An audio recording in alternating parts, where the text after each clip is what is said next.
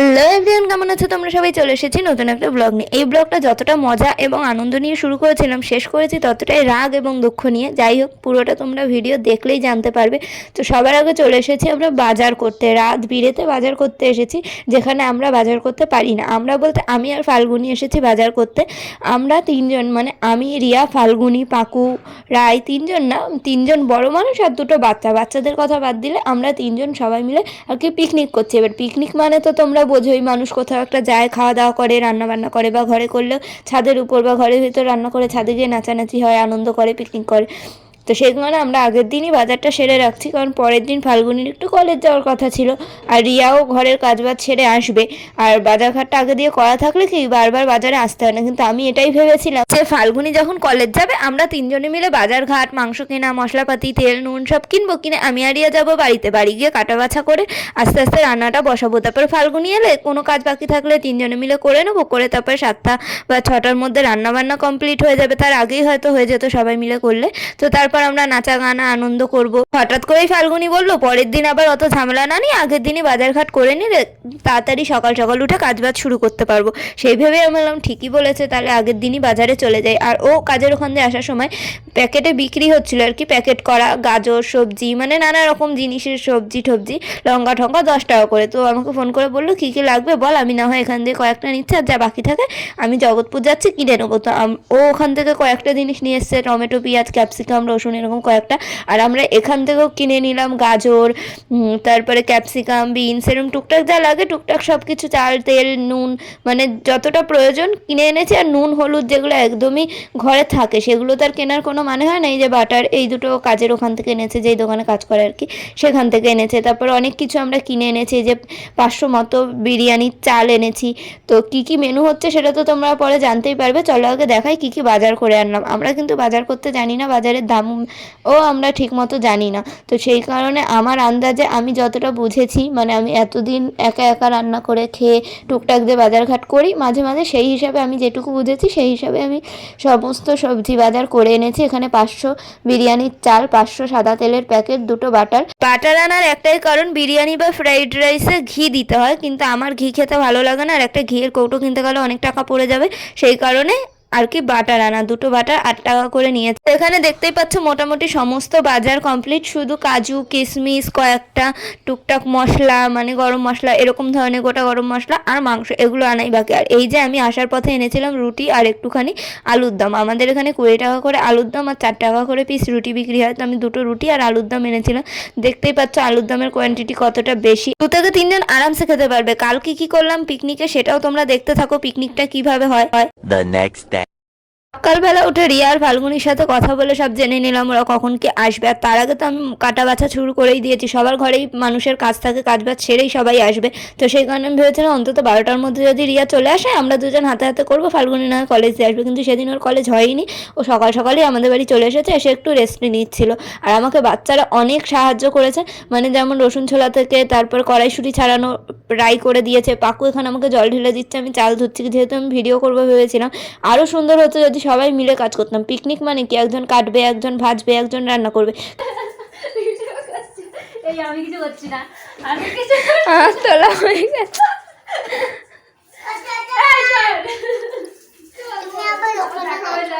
উনি আসার পর থেকে বসেই আছে, আমি ভেবেছিলাম বাইরে থেকে এসে একটু বসুক, তারপর না হয় বলবো কিছু করতে। কিন্তু আমার আর মনেই হলো না যে কিছু বলি, কারণ যে হারে ওরা ফোন ঘাটছিল। রিয়াও এসেছে সেই 2টোর সময়, তারপর ফোন ঘাটছে। আর পাকুও দেখলে তো কেরম বললো তুমি ওখানে গেছো কেন, মানে ও রেগে আছে, বলছে তুমি খালি কাজ করে যাচ্ছ। এমনকি শুনিয়েওছে যে তোমরা খালি ফোন নিয়ে বসে আছো, আমার ছোটো মা কাজ করছে, ফোন নিয়ে বসে আছে, উল্টে বলছে তুই একাই 100। তাই বলে কি আমি 100 জনের কাজ সবসময় একাই করবো? এটা কোনো কথা? এবার ফাল্গুনিকে যেহেতু আমি কিছু শোনাতে পারছিলাম না, সেই কারণে আমি রিয়াকেই বারবার শোনাচ্ছিলাম। এই কথাটা ঠিক যে ফাল্গুনি আমার খুব ভালো বন্ধু, রিয়াও আমার খুব ভালো বন্ধু, কিন্তু রিয়াকে আমি যখন তখন যা খুশি রাগের মাথায় বলতেও পারি। ও কোনো ভুল করলেও আমি যেমন ঝাঁঝি মেরে কথা বলতে পারি, কিন্তু ফাল্গুনিকে আমি সেইভাবে বলতে পারি না, কেন সেটা আমি নিজেও জানি না। কিন্তু যাই হোক, তারপরে রিয়া এলো একটু বেসন গুলে দিল, যেহেতু ওর বেগুনিটা করার কথা ছিল। সেখানে আমি সব করে যাচ্ছি, কাটা বাছা সব কিছু আমি করেছি, এমনকি আমি বাথরুমে কেচেছি, একটু সার্ভ করেছিল কোন ফাঁকে পাকু যেন বাথরুমে গিয়ে সেটাও ধুয়ে দিচ্ছে। মানে ওরা টাকা পয়সা না দিক, ওদেরকে সবাই খচাচ্ছিল, কি রে পিকনিক করছিস, টাকা দিয়েছিস, কিন্তু ওরা যে সাহায্যটা করেছে আমার কাছে সেটাই অনেক বড় কথা। তারপরে বিকালের দিকে মানে সন্ধ্যের দিকে দিদিভাই এসেছিল, বলল যে আমি কাজে গেছিলাম তো আগে দিয়ে বলিসনি কেন কী কী হবে, তো আমিও টাকা দিতাম। তারপরে ও বললো যা আমি টাকা দিচ্ছি, চপ মুড়ি কফি এইসব নিয়ে আয়। তারপর সেগুলোরও আয়োজন আমাকেই করতে হলো। চপ মুড়ি কফি খাচ্ছে আর ফোন ঘাটছে, মানে ফোনটার মধ্যে কি আছে, আমার তখন ফোনের উপরেও রাগ উঠে যাচ্ছিল। যাই হোক, কি আর করা যাবে, আমি রান্না করতে করতে যেটুকু সুযোগ পাচ্ছি ভিডিও করে রাখছি। ভেবেছিলাম সবাই মিলে কাটা বাছা রান্না একসাথে করব, সেই ভিডিওটা তুলবো, কত সুন্দর একটা ভিডিও হতো বলো তো। রিয়াকে যদি বলি একটুখানি এইটা কর, ওইটা একটু ধুয়ে দেবে, এটা একটু এনে দে, আমি জলের কাজ করতে পারবো না রে, আমাকে অন্য কিছু বলো, অন্য আর কি বলবো, আমি সব তো আমি করেই নিয়েছি। এবার আর কাজ বলতে আমার পা টিপে দেওয়া বাকি থাকে, হাত টিপে দেওয়া বাকি থাকে। এবার রাগ তো প্রচণ্ড ধরছিল যে এত রকমের রান্না আমি করছি। এবার যদি আমি ওদেরকে বলতে যাই যে আমি একা একা সব করলাম, তোরা কিছু করলি না, তখন বলবে কে বলেছিল এত কিছু করতে, তুই যদি নর্মাল সিদ্ধ ভাতও করতে তাতেও হতো। কিন্তু যখন সবাই তো চায় ভালো মন্দ কিছু খাবো, সবাই মিলে কাটা বাছা করে রান্না করব, কিন্তু ওরা যদি একটু সাহায্য করতো আমার রান্না 6টার মধ্যেই হয়ে যেত। তারপর আমরা অনেক টাইম পেতাম নাচাকোদা করার, কিন্তু বেশি টাইম ছিল না রান্না করতে করতে। তো আমি তাই বললাম ফাল্গুনিও চলে যাবি, বাচ্চারাও যেহেতু ঘরে চলে যাবে, তো এখনই তোরা নাচানাচি শুরু কর, আমি এদিকে রান্না করতে করতে ওদের নাচের ভিডিও তুলছি। দেখো দেখো, আগের মতো আর হচ্ছে না।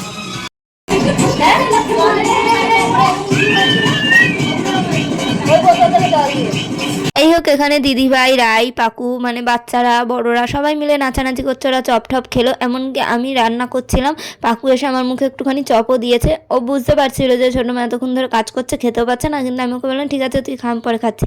তারপর পরে দিদিভাই এসে আমাকে দিয়ে গেছে, তখন একদম ঠান্ডা হয়ে নেতিয়ে গেছে। কি আর করা যাবে, যাই হোক সমস্ত কাজবাজ সেরে একটু যে ফাঁকা টাইম পেলাম, সবাই নাচছে, আমিও ভাবলাম যাই গিয়ে নাচি, না হলে আমি হয়তো আর সুযোগই পাবো না। সারাদিন কাজবাজ করে আর মুখ চোখের অবস্থা ভালো নেই, সেজে গুজে যে আমি নাচানাচি করব। তো যাই হোক, এখানে আর কোনো টাইমই পাইনি, একটুখানি ওদের সাথে নাচানাচি করে নিলাম। এই যে আমাদের খাবারের মেনু, ফ্রাইড রাইস, মাংস, তারপরে ছিল পাঁপড় ভাজা, বেগুনি, চাটনি, অনেক কিছুই ছিল। এবার সমস্ত রান্না করতে একটু তো টাইম লাগে, বাড়িতে গেস্ট আসলেও আমাদের মামাসিরাও যদি এরকম রান্না করে তারাও কিন্তু ছেলেমেয়ের সাহায্য নেয় যে এটা করে দে ওটা করে দে, কিন্তু এবার কী করা যাবে। যাই হোক, আমি সমস্ত রান্না বান্না করলাম, ওদেরকে দিয়েছি খেতে। এখানে আবার পাকু এখন নকশা শুরু করেছে, মানে এমনিতেই ছিল রাগ, তার উপরও আমি ঘরে যাব, আমার মা বাবাকে ছেড়ে খেতে ভালো লাগে না। বলছি এরকম করছিস কেন, দেখ বুনু খাচ্ছে, তুই কি কোনো দিন আমাদের ঘরে খাস না, এরকম কাঁদতে শুরু করেছিস, ওদেরকে খেতে দেবো তারপর তো যাবো। তারপরে ওকে আমি পার্সেল করে দিলাম একটা প্যাকেটে, মানে টিফিন বক্সে সব ভরে ঠরে দিয়েছি। তারপরে ও কেঁদেই যাচ্ছে, আমি খাবো না এরকম করছে। তো তারপরে এই বাটির মধ্যে আমি পাকুর জন্য সমস্তটা পার্সেল করলাম। রিয়াকে এখানে আমি ঝাঁঝি মেরে বলছি তুই একটু ভিডিও তো করে দে অন্তত, যে ওরা খাচ্ছে চলে যাবে একটু পর। যাই হোক, ও করে দিল। এখানে আমি রাইকে বলছি একটু মাংস দিই, ধুয়ে দিই একটা, তাও বলে না আমি শুধু বেগুনি আর ফ্রাইড রাইসই খাবো, আর চাটনি দাও, আমাকে কিশমিশ দাও। মানে এত বড় পণ্ডিত, মানে খাওয়ার পণ্ডিত, মানে এসছে খাবে কি শুধু ফ্রাইড রাইস আর বেগুনি, আর কিছু খাবে না। আর এখানে দেখো ফাল্গুনির ফোন ঘাটা মোটে হচ্ছে না, চপমুড়ি খেতে খেতেও ফোন ঘাটছে, সারাদিনই ফোন ঘাটছে, কী যে এত ফোনের মধ্যে করছে আমি বুঝে পাচ্ছি না। আর ওদিকে পাকুতে কেঁদেই চলেছে, ওকে আবার ঘরে দিয়ে আসতে হবে, আমাকেই যেতে হবে, সেটাও কি আর বলবো। যাই হোক, এখানে আমি খাবার পাচ্ছি, ও দেখো আবার লুকিয়ে লুকিয়ে দেখছে যে ওরা খাচ্ছে, আবার এদিকে কান্নাকাটিও করছে। মানে মাথা যা সেদিন গরম ধরছিল, তার মধ্যেও নিজেকে ঠান্ডা রেখেছি। মানে আমি এমনই, আমার ভিতরে ঝড় তুফান সুনামি যাই হয়ে যাক আমি কাউকে বুঝতে দেই না, আমি ঠান্ডা মাথায় চেষ্টা করি যে না, ঝগড়াঝাটি অশান্তি আমার পছন্দ না, আমি করব না। এবার এত তাড়াহুড়ার মধ্যে এরকমভাবে একা একা রান্না করলে সমস্ত রান্নায় একটু গড়বড় তো হবেই। যেমন ভাতটা সামান্য গলে গেছিলো, তার কারণ আমি বাচ্চারা শয়তানি করছিলো, সেখানে আমি ওদেরকে বকা দিয়ে থামাতে গেছি, যেটা ওরা পারছিল না। তো সেটা করতে গিয়ে ভাতটা গড় দিতে 2-1 মিনিট দেরি হয়েছে, তাতেই গলে গেছে। যেহেতু এটা বিরিয়ানির চাল, একটুতেই তাড়াতাড়ি গলে যায়, গলে গেছে বলতে একটু জড়িয়ে গেছে, আর কিছুই না। এখন প্রায় বাজে 8:30 মতো, ওদেরকে খেতে দিয়ে দিলাম, কারণ পাকুও ঘরে যাবে, ফাল্গুনিও বাড়ি যাবে। আর এই যে পাকুর খাবার পার্সেল হচ্ছে, ও এমন কান্না শুরু করেছিল, আমার আরও মাথাও গরম ধরছিল আর ভয়ও লেগে গেছিলো, হঠাৎ করে কাঁদছে কেন, ওকে তো কিছু বলা হয়নি। তারপরে আমরা একটু টিলসও বানাচ্ছিলাম, সেগুলো তোমরা আমাদের ইনস্টাগ্রামে দেখতেই পাবে। তো পাকু ওখানে নাচানাচিও করলো, তারপর হঠাৎ করে কাঁদছে, মানে কীরকম লাগে বলো তো। যাই হোক, এখানে আমি পাকুর খাবারটা পার্সেল করে ওকে ঘরে দিয়ে আসলাম। আর এখানে রাই নকশা করেই যাচ্ছে খাওয়া নিয়ে, যে শুধু খুঁটে খুঁটে করে কিশমিশ খাচ্ছে, ভাত খাচ্ছে না। এবার আমি বলছি দাঁড়া আমি তোকে এবার ধরছি, ঠেসে খাওয়াবো। আর এখানে দেখতেই পাচ্ছ আমার মুখ চোখের হাল, আমি এখানে বসে রয়েছি ঘ্যাট হয়ে। আর ফাল্গুনি যাওয়ার আগে শুধুমাত্র কয়েকটা আমরা ভালো ছবি তুলেছিলাম। ভালো বলতে কি, আমার মুখ চোখ তো কাজের মাসির মতন হয়ে রয়েছে। সারাদিন এত কাজ করলে আর কাজের মাসি লাগবে না তো কি। নিজেকে সত্যিই সেদিন মনে হচ্ছিল আমি পিকনিক না, আমার জন্মদিন পালন করছি। জন্মদিনেও কেউ নিজে রান্না করে কাউকে খাওয়ায় না, মনে হচ্ছিল যেন আমার ছেলে মেয়ের জন্মদিন আমি পালন করছি, গেস্ট এসছে ওদেরকে খাবার বেড়ে দিচ্ছি, রান্না করছি, ঘরে কাজ করছি। ঠিক এই ফিলিংসটাই আমার আসছিল, কিন্তু আমি কাউকে কিছু বলিনি। ভাবলাম থাক, একটা ভালো মুহূর্ত কেন নষ্ট করব ঝগড়া করে, যা হয়ে যাবে পরে আমি বলবো ওখানে। কিন্তু আমার রাগ হচ্ছিল, কিছু করার নেই, রাগ তো হওয়ারই কথা এরকম সিচুয়েশানে। এর আগেও আমি একবার পিকনিক করেছিলাম 25শে ডিসেম্বরে, আরও ভাই বোন আমরা বন্ধু বান্ধব এরকম কয়েকজন মিলে, আমার তো সেরকম বন্ধু নেই ফাল্গুনি ছাড়া, এরকম কয়েকজন 5-6 জন মিলে পিকনিক করেছিলাম। সেইবারে সমস্ত রান্না বান্না করে আমি রেডি, ওরা এলো খেলো নাচলো, আমি নিচে রান্না করছি, ওরা আমাদের উপরে নাচানাচি করছে।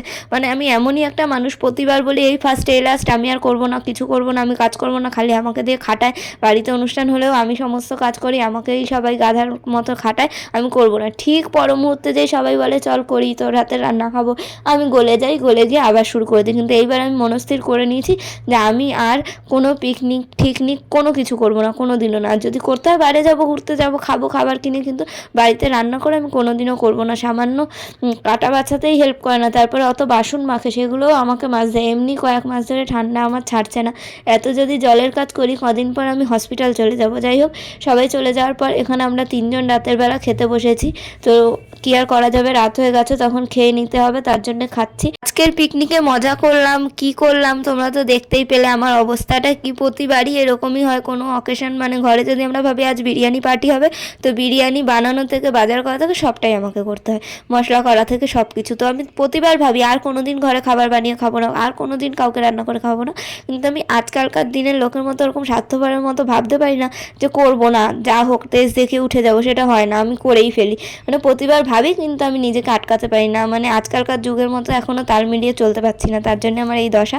তো যাওয়ার আগে যে কটা ছবি তুলেছিলাম সেগুলো তোমাদের সাথে শেয়ার করলাম। আজকের পিকনিকটা আমার এরকমই, মানে আনন্দ থেকে নিরানন্দ হয়ে গেল। কি হলো তোমরা দেখতেই পেলে। তো তোমরাও কিন্তু সতর্ক থেকো, যারা কাজ করতে পারো তারা সবসময় বলবে আমি কোনো কাজ পাই না, ঠিক রিয়ার মতো, যেরকম রিয়া কোনো কাজ পারে না বলে ওকে দিয়ে কেউ কিচ্ছু করায় না। ভিডিওতে আমি পিকনিক নিয়ে অনেক কিছু বলে ফেললাম, ওদেরকেও হয়তো অনেক কথা শুনিয়ে ফেলেছি, কিন্তু যেটা আমার মনে ছিল আমি সেটাই বললাম। তাতে যদি ওরা খারাপ ভেবে থাকে আমার কিচ্ছু করার নেই, সত্যি কথাটাই বলেছি। ওরা একবারও বলতে পারবে না আমি একটা কথা বাড়িয়ে বলেছি।